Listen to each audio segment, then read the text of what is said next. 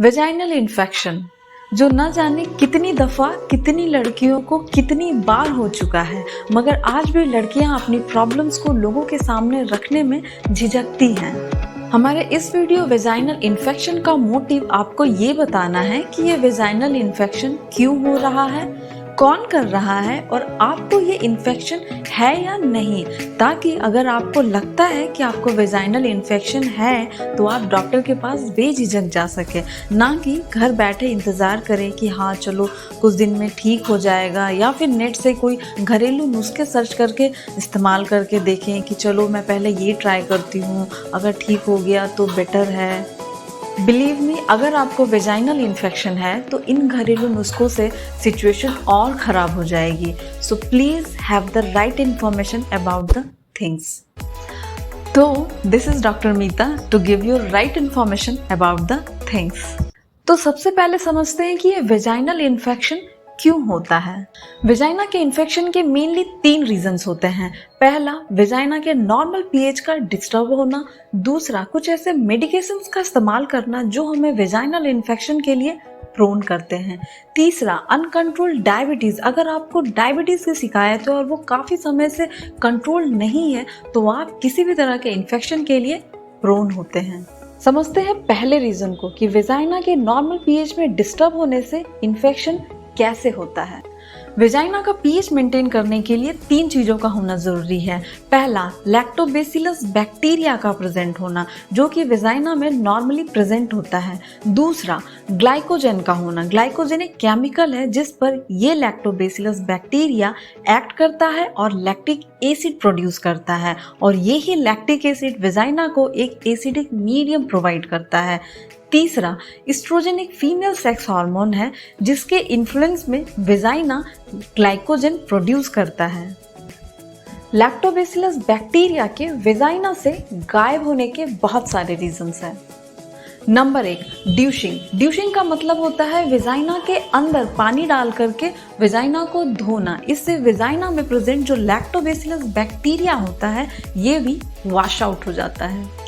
Number 2, कुछ ऐसे products का इस्तेमाल करना जिससे कि वेजाइना में जो ये लैक्टोबैसिलस बैक्टीरिया होता है उसे हार्म होता है, जैसे कि वेजाइनल स्प्रे, वेजाइनल डिओड्रेंट या फिर बबल बाथ लेने से भी ऐसा होता है। प्रोडक्ट्स के बाद नंबर आता है कुछ ऐसे ऑर्गेनिजम्स का जो वेजाइना के लैक्टोबैसिलस बैक्टीरिया को रिप्लेस करके वहाँ अपना घर बना लेते हैं। जैसे इस लैक्टोबैसिलस बैक्टीरिया को अगर किसी दूसरे बैक्टीरिया ने वेजाइना से रिप्लेस कर दिया तो अब वेजाइना में बैक्टीरियल इन्फेक्शन होगा, जिसे बैक्टीरियल वेजिनोसिस कहा जाता है। अगर इस लैक्टोबैसिलस बैक्टीरिया को किसी पैरासाइट ने वेजाइना से रिप्लेस कर दिया तो अब वेजाइना में पैरासिटिक इन्फेक्शन होगा, जैसा कि एसटीडी यानी सेक्सुअली ट्रांसमिटेड डिजीज में होता है। और अगर इस लैक्टोबैसिलस बैक्टीरिया को किसी फंगस ने वेजाइना से रिप्लेस कर दिया तो अब वेजाइना में फंगल इन्फेक्शन होगा, जिसे कैंडिडियासिस कहते हैं। अब समझते हैं कि बैक्टीरियल इन्फेक्शन यानी बैक्टीरियल वेजिनोसिस में क्या होता है। बैक्टीरियल वेजिनोसिस वेजाइना में होने वाला मोस्ट कॉमन इन्फेक्शन है जो कि किसी भी उम्र की महिलाओं को हो सकता है, चाहे वो सेक्सुअली एक्टिव हो या नहीं। इसमें वेजाइना का पीएच 4.5 या उससे ज़्यादा हो जाता है, यानी अब वेजाइना का पीएच उसके नॉर्मल रेंज से ज़्यादा है, यानी अब वेजाइना लेस एसिडिक है। वेजाइना के इस इन्फेक्शन में आपको कभी भी इचिंग की शिकायत नहीं होगी। इस इन्फेक्शन के दौरान सिर्फ जो आपके वेजाइना का डिस्चार्ज जो कि नॉर्मली वाइट होता है अब वो ग्रेइश वाइट होगा और इसका स्मेल एक सड़ी हुई मछली की तरह होगा। इस इन्फेक्शन में वेजाइना बाहर से देखने में बिल्कुल नॉर्मल दिखेगा, यानी एक हेल्दी पिंक कलर का दिखेगा, लेकिन जब हम इसके वेजाइनल डिस्चार्ज को माइक्रोस्कोप में देखते हैं तो हमें कुछ ऐसा दिखेगा।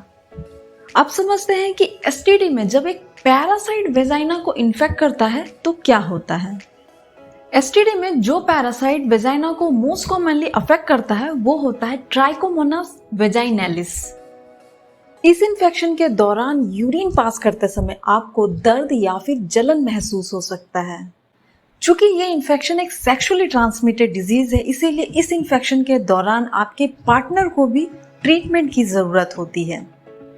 अब देखते हैं कि अगर ये लैक्टोबैसिलस बैक्टीरिया किसी फंगस से वेजाइना में रिप्लेस हो जाता है तो क्या होता है। फंगस जो वेजाइना को सबसे ज्यादा इन्फेक्ट करता है वो है कैंडिडा एल्बिकेंस।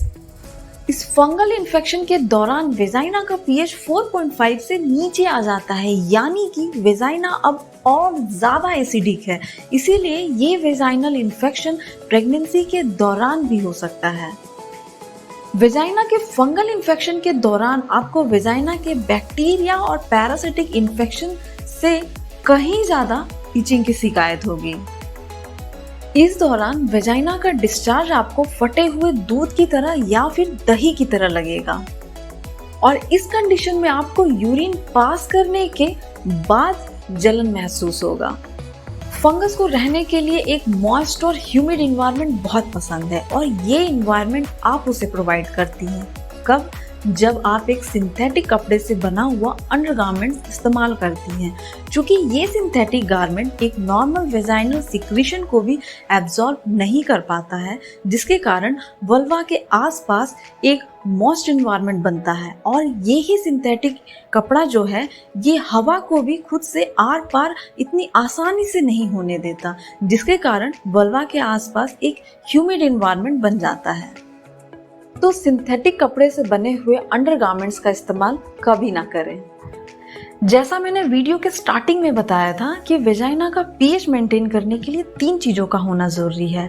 लैक्टोबैसिलस बैक्टीरिया का, ग्लाइकोजन का, जिस पर ये लैक्टोबैसिलस बैक्टीरिया एक्ट करता है और लैक्टिक एसिड बनाता है, और तीसरा ईस्ट्रोजन का। ये जो थर्ड फैक्टर है ईस्ट्रोजन, ये मेनोपॉज के बाद एक फीमेल के शरीर में काफ़ी कम मात्रा में प्रोड्यूस होता है, जिसके कारण अब ईस्ट्रोजन की कमी की वजह से अब वेजाइना का पीएच इतना एसिडिक नहीं होता है और ये इन्फेक्शन के लिए प्रोन हो जाता है।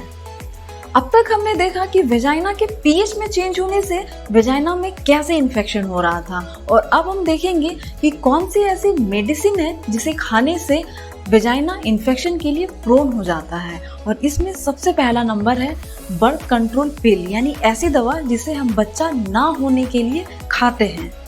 बर्थ कंट्रोल पिल के बाद अगला नंबर आता है एंटीबायोटिक्स का, जिसके इस्तेमाल से जो नॉर्मल बैक्टीरिया होता है वेजाइना का, लैक्टोबैसिलस, वो मर जाता है और वेजाइना इन्फेक्शन के लिए प्रोन हो जाता है। एंटीबायोटिक्स के बाद अगला नंबर आता है स्टेरॉइड्स का। स्टेरॉइड लेने से जनरली हमारी बॉडी की इम्यूनिटी डाउन हो जाती है और जब इम्यूनिटी ही डाउन है तो हमारा बॉडी इन्फेक्शन के लिए प्रोन हो जाता है। वेजाइनल इन्फेक्शन के कॉज में वेजाइना के पीएच और मेडिसिन के बाद तीसरा नंबर आता है अनकंट्रोल्ड डायबिटीज का, यानी अगर आपको काफी लंबे समय से आपका शुगर अनकंट्रोल है तो आपका पूरा शरीर ही एक्चुअली में इन्फेक्शन के लिए प्रोन हो जाता है। और अगर आपको ऐसा लगता है कि आपके वेजाइना में इन्फेक्शन है तो डॉक्टर को विजिट करने से बिल्कुल मत झिझकिए।